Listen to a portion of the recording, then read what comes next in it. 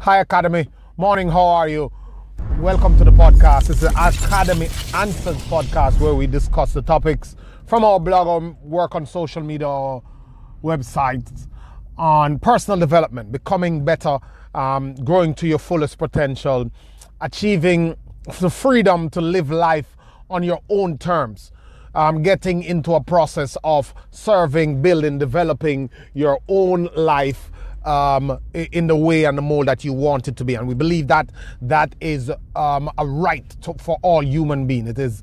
It is what I think it was Lincoln called an unalienable right. The right to life, to happiness, to freedom, and the right to pursuit of happiness. We all have that right, and we don't have to give it up. We don't have to be faked out about it. We don't have to negotiate for it. It is within us, but we're gonna have to do some work. And if we're focused and committed to do that work, then we can do it. So I'll jump right into the podcast. What happened? People do ask me questions. If you're coming here for the first time, people send their questions. I answer them. I give them from my perspective. I have nothing new here, nothing new. I just have my own perspective on it. There's only a couple of new things in the world when it comes on to many different areas. Most of the inventions are just improvements to everything else, and most things are different people's perspective. I have my own perspective. There are some unique bits to it. But the most unique bit of it is the invisible bit, which is what Martha Graham called, there's a life force, there's a quickening, there's an energy that translates through you into something else. And it is because that expression is unique, then we all are unique, if you get what I'm saying. I hope that's not too much mumbo jumbo for you, but I'm just saying that the way I communicate it, there are people out there who will resonate with me. Even if 25,000 people have told them before, they will just like how I say it, or I'll come at a particular point in time and they get to like me out of something that they probably can't even explain. It's intangible, it's invisible. Just like you like a favorite singer and they're not the best singers, you just like them. You like some person who play basketball or football, might not necessarily be the best, but there's something about them that resonates with you. You go to the office and you are friends with maybe the worst person to somebody else, but something about them attract you to them, and you can give your little analysis and your list, but at the end of the day, there's 10 more people with the same list, but there's something, that life force, that quickening, that energy that I talked about, there's something about them that resonates with you and make them awesome for you, and you want to be them. So that's what I am here for. I'm here to appeal to my people, the people who resonate with me. I might not be the person you listen to, but if I can stoke a bit of inspiration in your life, in your mind, then you will go out and find that person. I'm cool with it. It's okay. This is an abundance universe. I don't have to be the one you follow. So today, this question, I love it. It's a beautiful question. And it is, I've been thinking about a way to probably approach 2020. And this question really, in terms of the message I bring for you guys. And this question kind of helped me to put it into perspective. And the person says, help me with 2020. What am I to look out for? What am I to do? How do I get things done? How do I hit my goals? I've had many goals for many years and I've just fall off. I am disciplined, I do work, but I think I'm missing something. So what I've decided to do, I'm going to go 20 for 2020. So I might shelve the questions for a little bit, and I'm just going to go 20 beautiful points. Today is the 8th? Yeah, I'm going to go until the 28th and help you to ride through, to nail down some solid concepts that will help you throughout the year. Because what happened, we get into this huge emotional state when the ball drops, when the clock hits 12, and then we are so high, we are so pumped up, we have our goals between the 1st and the 15th, maybe going over into February, we are pumped up. And then when life starts to slap us around, life starts to punch us in the face, as Sylvester Stallone say, then we stay on our knees, knock us to our knees, and we don't get up. And it hits us again, and we might get up, and then we can't get up again because we cop out. We get weak. We get overwhelmed. There's so many things happening. We get thrown off our game, and sometimes there are legitimate reasons. But I'm saying that for the most part, a lot of times we retreat to our comfort zone because we're wired to stay normal and to stay in the mode we are in. And once the human experience, you will notice, once a human experience can cover the basic needs level of the Maslow hierarchy of needs. Once we figure it out in terms of we have food, shelter, clothing, and we have some social status, then we will not risk that. We are more wired to prevent loss than we are wired to risk going for happiness. So everything is about fear of pain. It is like we will do more to avoid pain than we will do to go for pleasures, especially if those pledges are not instant gratification. Like if it's not tomorrow morning, then like we don't care. If I tell you that, look, let's knock this out, we could get you to 6 figures in 18 months, and in 6 months going, you probably start to doubt. Your mind start to tell you a bunch of stuff.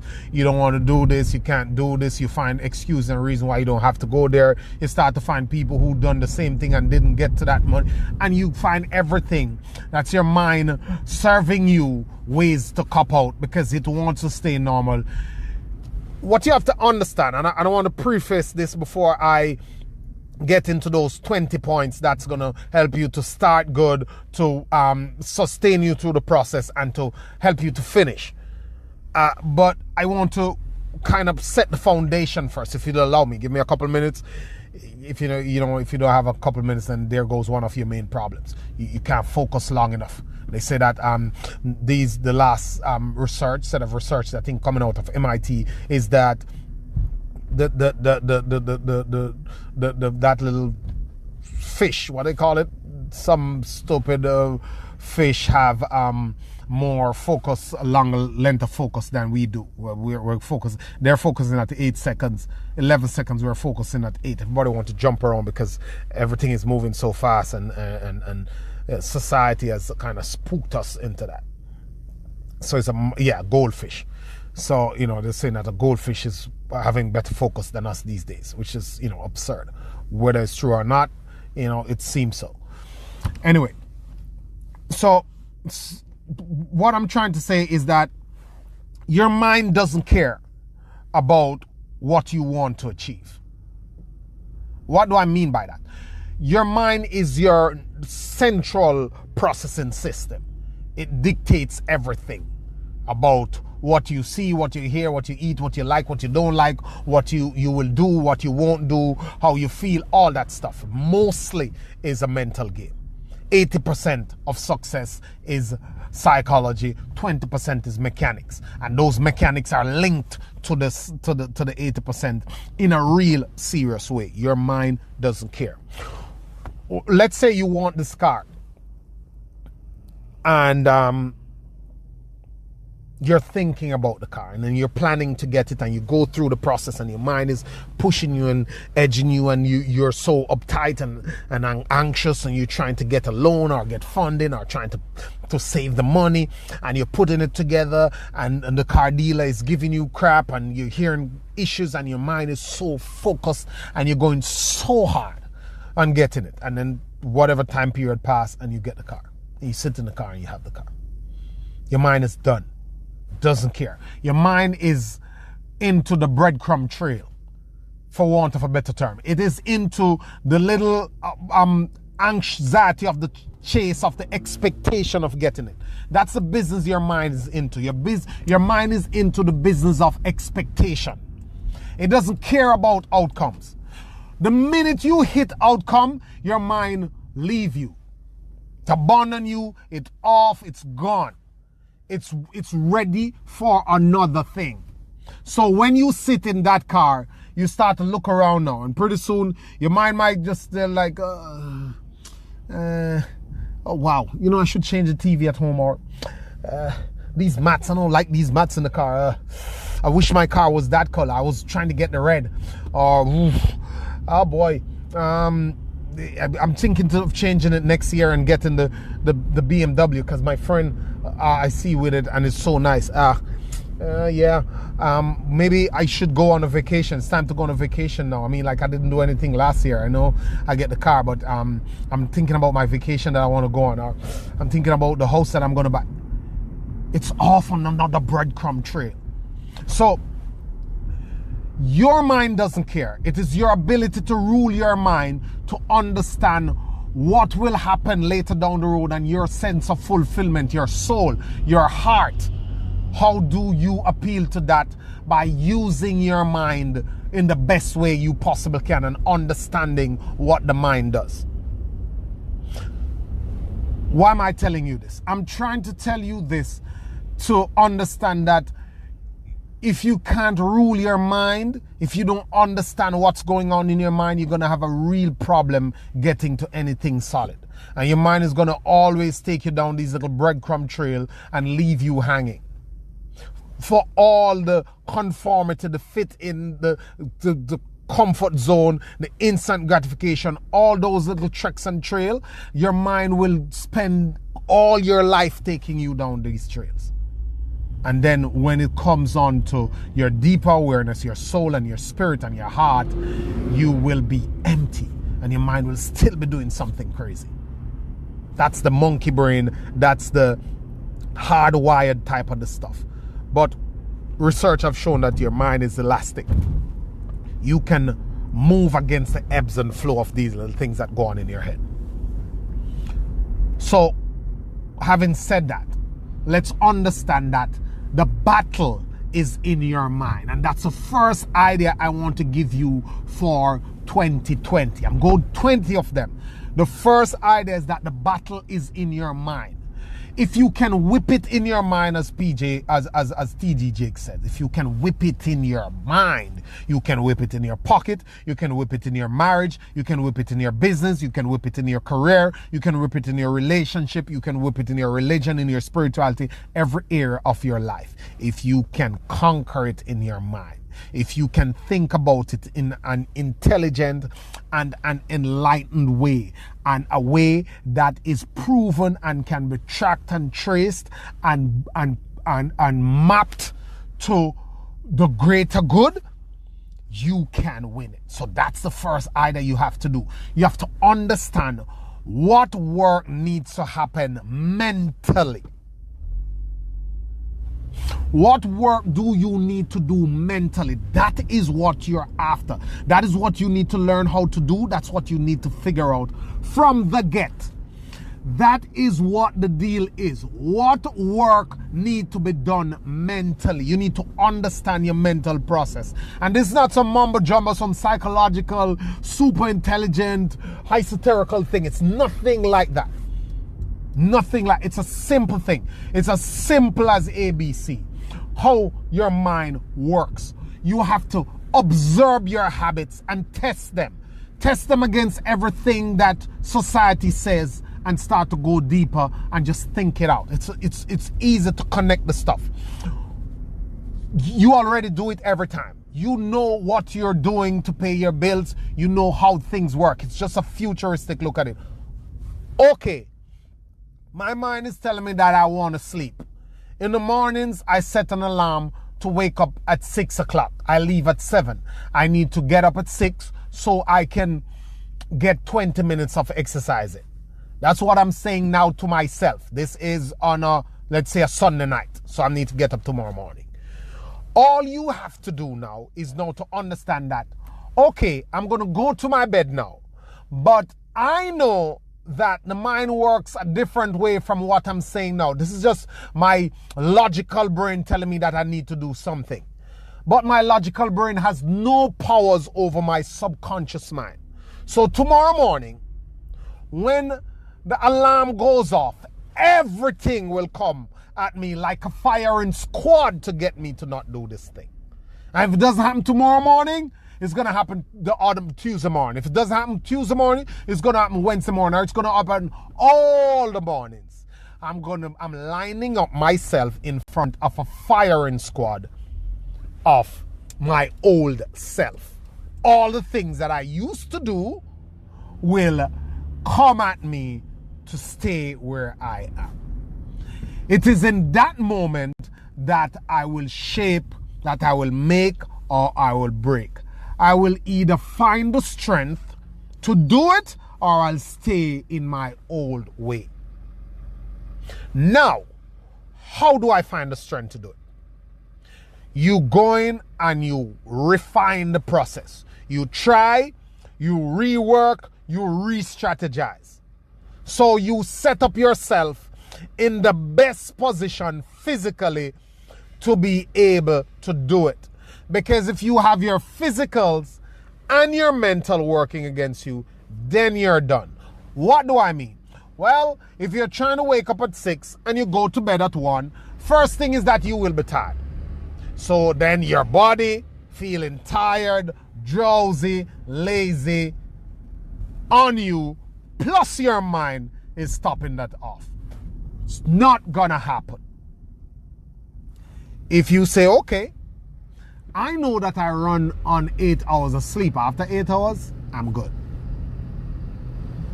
Go to bed, eat something light, not heavy. That's not gonna drag you down. Eat something light, wake up, set your alarm goes off, eyes pop open, 8 hours of sleep. Now you're saying to yourself, well, I'm not tired. This firing squad that is in front of me doesn't have tired in that squad, so it's just mental now. I'm physical, I have my physical vitality is going well, fine here now, I'm good. So what's gonna make me not get up? You have a better chance of doing it. Now it's the mental. What are you gonna do? Are you gonna put the sneakers at the bedside? Whatever hacks are you gonna employ that you're gonna force yourself into do it? Am I gonna get an accountability partner? Do we compare notes? Do we call each other in the morning when it's exercise time? Who is gonna hold me accountable to this? Do I have a picture of the body size and type I want? What am I looking at and feeding my mind with to help me through this process? So in other words, you're building a cluster of support, of systems, of methods, of strategies, of tactics to get you to do the thing. Because it's a mental game. So if you don't fully comprehend it mentally, your mind is always gonna win the weaker side of you, because we all have those two sides. We have the weaker side and the stronger side. You can either let one win or you let the other win. And I'll tell you a golden story to end with. Usually you should start with a story, all that stuff, but listen. There's a story about an old man who was sitting in the yard doing something outside, and his grandson came to him, and his grandson said, Granddad, I love you, and sometimes I feel like I want to be mean to my little sister, but I love you and I love her, and sometimes I don't want my little sister to come in my room, and I don't want her to play with me, and then but I really do love her, and sometimes I want to play with her. How do I get rid of that feeling? And his grandfather said to him, son, there are two wolves living inside of you. One's a good one is a bad one, and they're constantly fighting. They're constantly fighting to win in every situation. So everything you have to think about, everything you're doing, just think of two wolves fighting. And that is why you're feeling that way. And the grandson interjected and said, but grandfather, so which one will win? And his grandfather paused for a minute, pulled him over, put him on his lap, and he says, son, the one that you feed most will win. If you feed the good wolf, if you feed the progressive wolf, if you feed the successful wolf, that's the one that will win. So if you want the stronger you, the stronger part of your mind, the stronger part of your consciousness to win, then you gotta feed it. Good things eat good food, because it's what is fed to it, it's made up of. You are made up of what you eat and what you take into your brain. All your intakes, that's what make you up. There's nothing else but your intake. That's what make you up. Your genetics is an intake also. So you have to feed your mind the things to make it strong. Send the things to your mind that's of a certain caliber, and the wolf that it resonates with will eat it.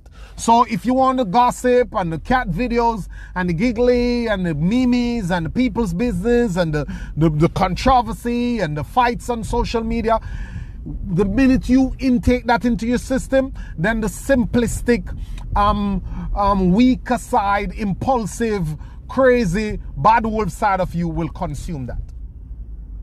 If you sit and you read a book and you listen to a powerful podcast and you go to church and you help someone and you listen to ways in which you can improve yourself and your career and your skill levels, then the other wolf, the good wolf, will automatically take it. And then the one that gets fed most will be the one that wins. It's as simple as that. So there you go. That's my first one in my 20 for 2020 series. I know it's corny, I don't care.